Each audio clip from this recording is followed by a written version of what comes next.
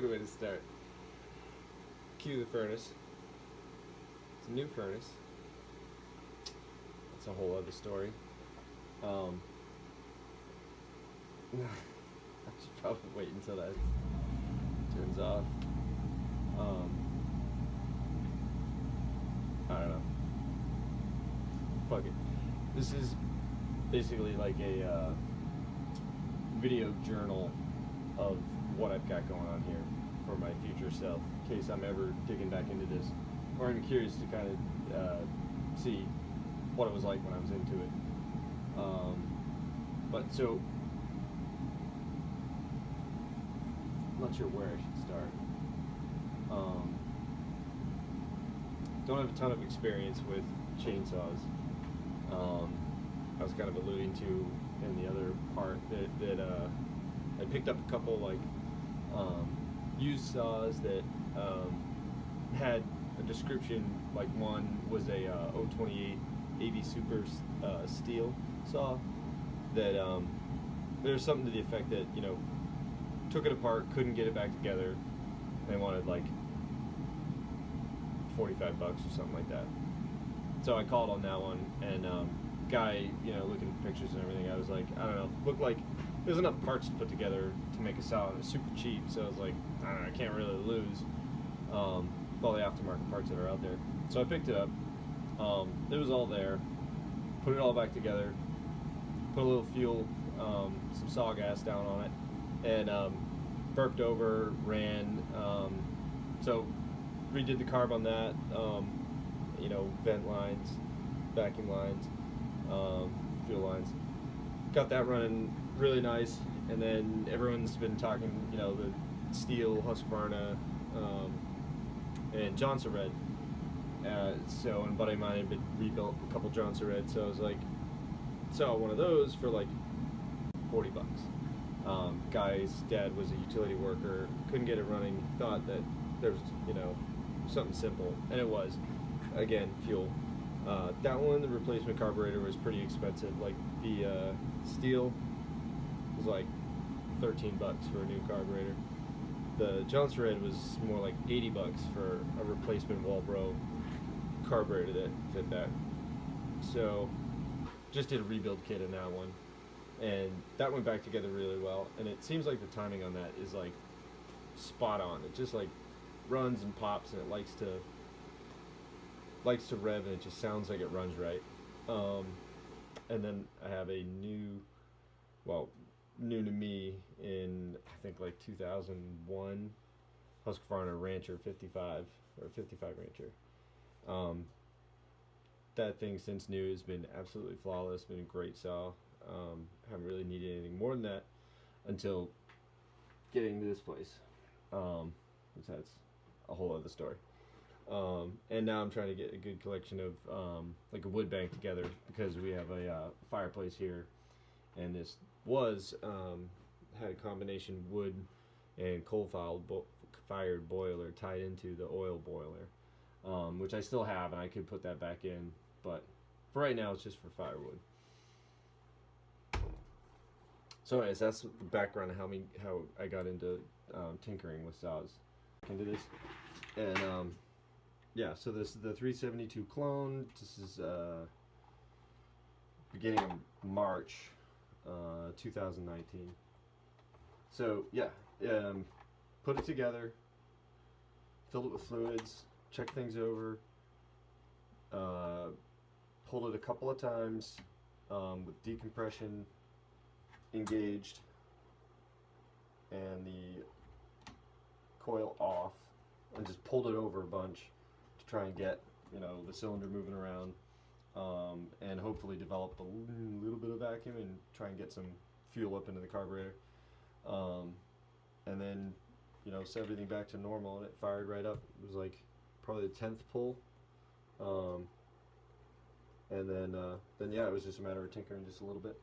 But so on my notes, there were a couple parts that not sure with manufacturing or whatnot that didn't seem to work out right, and guys have done videos on replacing the intake boot and I'm not sure if the issue is really with the head or with the intake boot, or the intake bed that's down on the bottom there. So this is something that, you know, remains to be seen for the future of what we think it's going to be. Get this out of the way.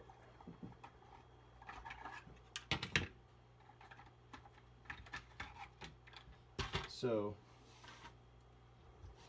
there's basically, turn the headlamp on.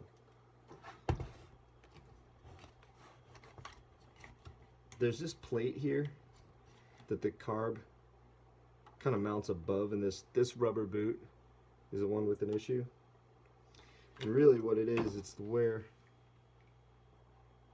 the end of the cylinder and that boot meet, it interferes with that plate. So I clearanced it down and around so that it's not putting any upward pressure on the actual cylinder.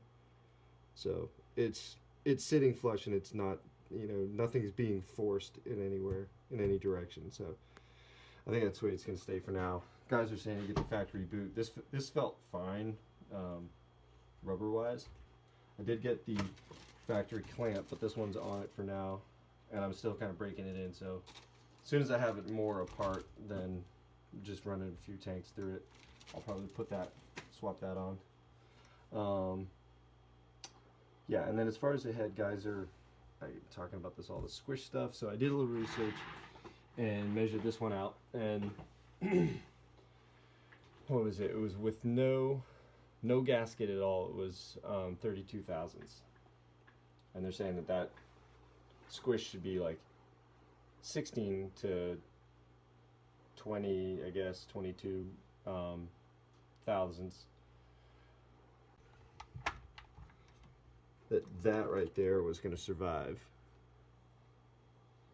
without some clearancing. So I ended up taking it all back apart before getting it hot, and took the handlebar off, and then flap disked the top of the cylinder just to smooth it out. So it'd be easier if you get that before you actually go to bolting it all together. So for next time, check that clearance first before you dedicate it to being on the machine the rest of the way. I think it definitely helped. I put the crankcase in the freezer. Ended up being in there for like almost a week. Didn't get any colder than it did in the first, like, I think by like an hour and a half it was as cold as I was going to get it. But and then the case, you know, that was 68, 70 degrees. And it pulled together nice. No worries, no sweat. Using the Huztl Farmertec tool.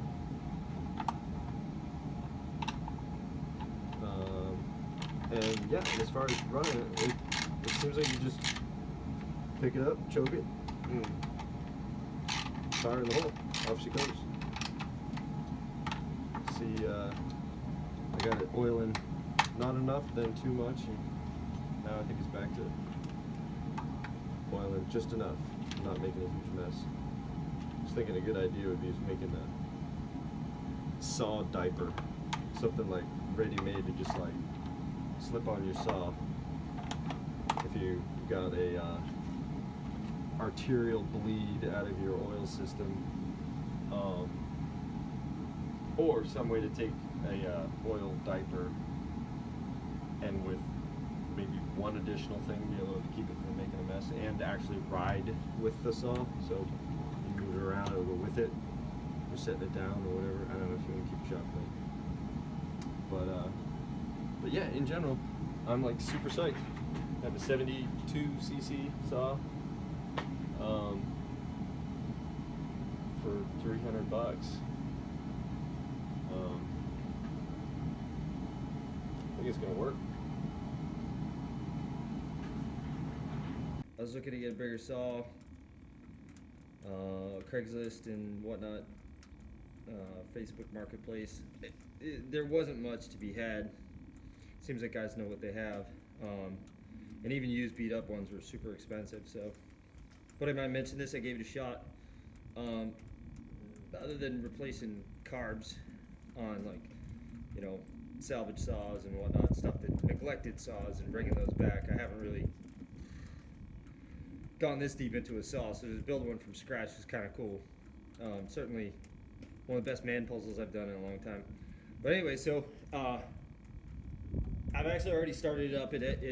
Once I cycled it through, pulled it over with the decomp engaged, just to try and get some fuel up into it. Maybe get the, you know, I don't know, I lubed up the cylinder, get that kind of moved around a little bit before I go and hit it with a violent. I poured about a cap full of 2-stroke down into the spark plug hole after assembling it, and it was all wet when I put it together, but just to add a little bit more. But yeah, so it's already been on and run, but I just want to get it on film. So kind of realized something too about the way the choke works is that there's a, I'll show it maybe from a different angle, but there's a, all the way I'll do the throttle and the choke butterfly.